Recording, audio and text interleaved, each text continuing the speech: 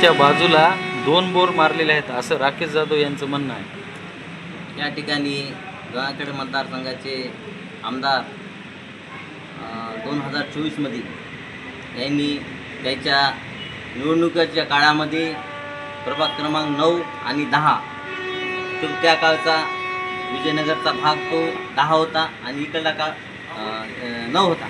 तर त्या काळामध्ये आमदार गुट्टे साहेबांनी या प्रभागामध्ये अनेक बोर टाकल्या आणि त्याच बोरचं तेच बोर नवीन बोर टाकले म्हणून ते संबंधित गुत्तेदार असं दाखवून बिल लाटण्याचं काम करीत आहे।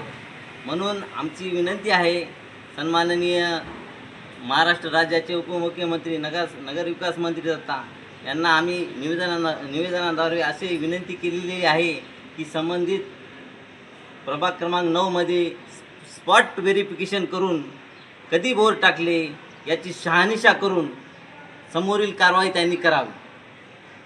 रत्नाकर गुट्टे साहेबांनी ते 2 बोर टाकलेले आहेत याबद्दल काही ठोस पुरावा आहे? ज्यावेळेस विधानसभा 2024मध्ये महाराष्ट्र राज्याचे 24मध्ये ज्यावेळेस तिथले नगरसेवक विरेश कसबे यांनी स्वतः त्या ठिकाणी बोर टाकलेले आहेत आणि त्यांनी स्वतः सांगतात की बाई यावेळी ती बोर जी आहे ती बोर गुट्टे साहेबाच्या मार्फत आम्ही त्यावेळेस टाकलेली आहे।